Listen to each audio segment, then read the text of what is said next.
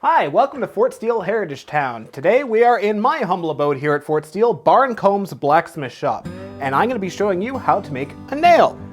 Now, blacksmiths themselves would not be the ones traditionally making bulk orders of nails for sale. That would be a job delegated to apprentices or apprentices in training, as nails are quite a tedious task and the blacksmith has more important things to do. But today, nails are cool and I thought it would be nice to show you how they're done. Now, before you ask, I'm not going to be wearing sunglasses, but I am going to be wearing eye protection. These are Shade 3 welding goggles. They protect me from UVA, UVB, UVC, and infrared light, which my fire produces because of how hot it burns. Now, if you can guess how hot my fire burns, leave a comment down below and we'll see who's right. So, let's get forging.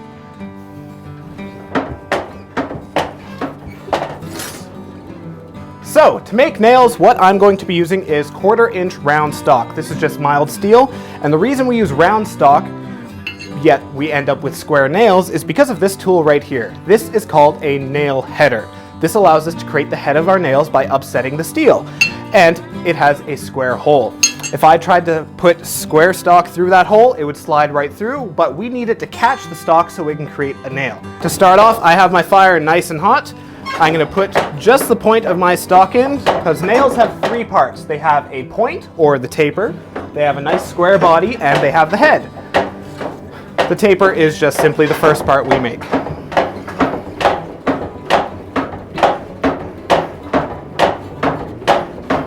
Now, it may look like I'm staring directly into my fire, but matter of fact, I'm not. I'm looking right about there, as if I were to look directly into my fire, my eyes would not be very happy.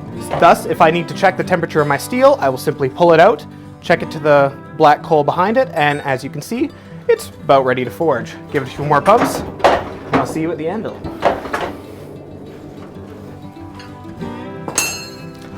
Alrighty, first step is we are going to forge the taper. To do this, I'm going to take my steel, bring it to the edge of the anvil, and hold it at a slight angle across. Then with my hammer, I'm going to be matching that same angle. And since these are square nails, I have to do a 90-degree turn between every few strikes.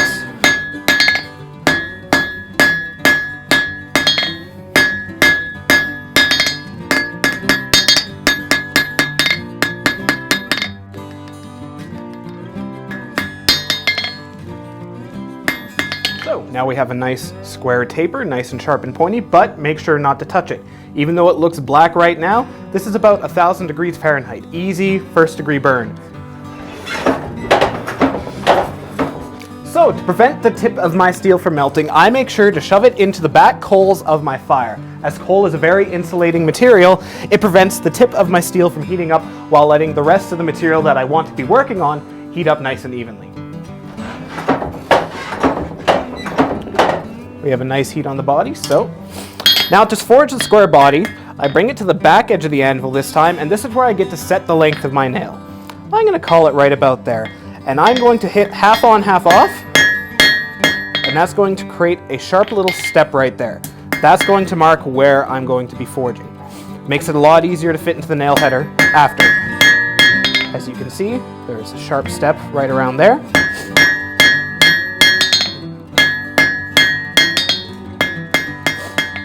And I'm out of heat, so back to the forge. Hitting half on, half off, so you can see right here on my anvil, there is a sharp edge right here. So if I'm going to hit half on, half off, my hammer strike is going to land right about there. So half the energy is off the anvil, half is on. This allows the material to create a large step. Kind of like this. So if I have my anvil edge right there, and I have my piece of material right here, if I hit right on that spot, it's going to create a sharp step right there, and that's going to be reflected. So instead of having a piece of round material like that, my piece of material will look like that. That will allow me to have a nice sharp transition from square material to round material to make a much nicer nail head. If you've never used or seen a coal fire before, I'm not actually burning pure coal in my fire. I'm burning something called coke. Coke is a somewhat refined piece of coal. I have some on the ground here. So, the normal coal that we use to make coke is this stuff right here. Nice, thin, and powdery. That burns, but not as well as we need for a fire to insulate it, but also pouring water on it allows all the coal to chunk up into these little bundles. After the heat from the fire gets to those bundles, all the water begins to evaporate and it takes all the impurities of the coal with it, such as sulfur, phosphorus, arsenic, all the nasty stuff out. And it leaves behind coke. This nice aerated, crumbly piece that burns very hot and a lot cleaner than regular coal. Perfect for forging.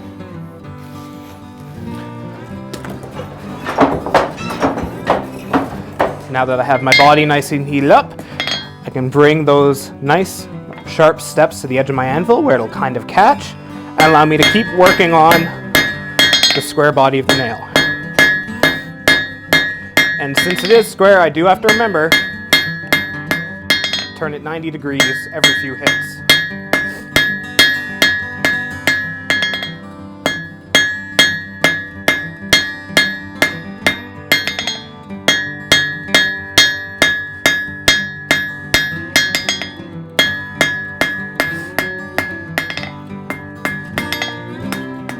Now there is a set size that I'm forging my nail body to, and that is the size of the hole in the nail header. Because if it does not fit inside the nail header, I cannot create a nail head. So after every few heats, it's always good to check your nail header to see how far it fits in. Hole in my nail header is approximately 3/16, maybe a little bit larger, and working down from 1/4 inch stock, it doesn't take that long to get down there. But more heat.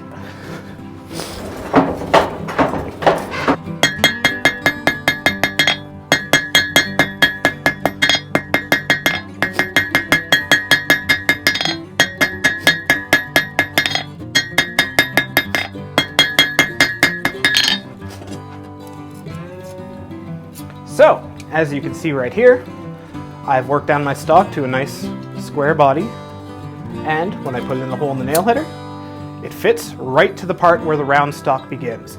This is key to making a good nail head. So, the next step now, we are going to be utilizing a tool called a hot cut, or a hardy tool. This fits right in the square hole on the anvil, and it has a bladed edge on top. This allows me to cut steel. Now, depending whether you have some experience as a blacksmith or not, you could first make a score mark on your nail by measuring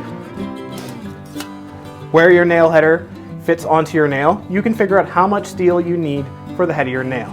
If you're inexperienced, you can play around until you get comfortable with it. But for me, I roughly know how much steel I need, so I'm not going to measure, and I'm going to make a score mark right there. Hitting it cold, I now have a small line on my steel that indicates where I'm going to be cutting.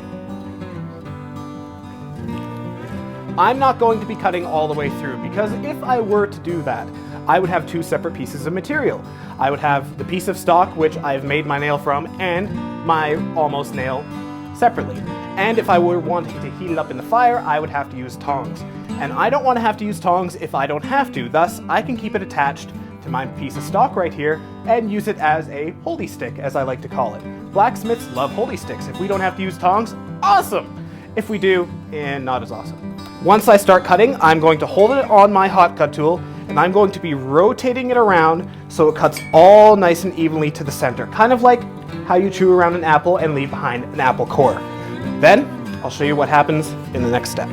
Now that I have some nice heat on my nail, I'm going to find my score mark, line it up with my hot cut tool, and gently hammer as I rotate it around.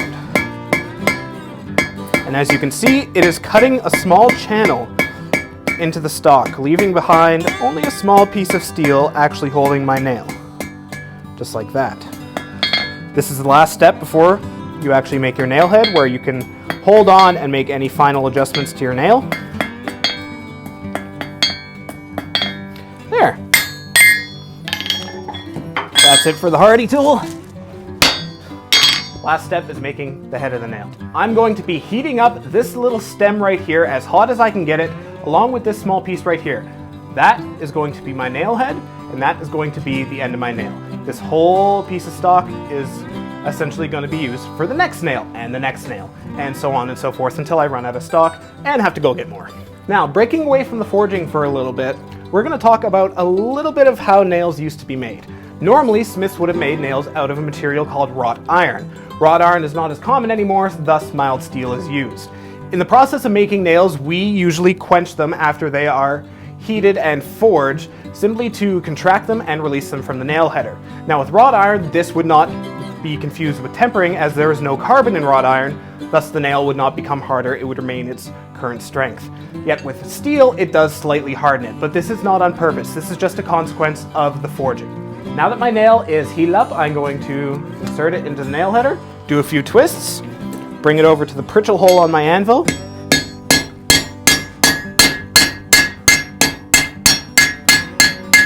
and forge the head. This is where, put it into the water, cooling the nail and contracting it so it can be released from the nail header easier. From here, some minor adjustments can be made. There you have it, a blacksmith nail. So, I hope you enjoyed this little video of me making a nail in Barr & Combs Blacksmith Shop. If you have any questions about blacksmithing or want to learn more, please leave a comment down below, like, subscribe, and we hope to see you again soon.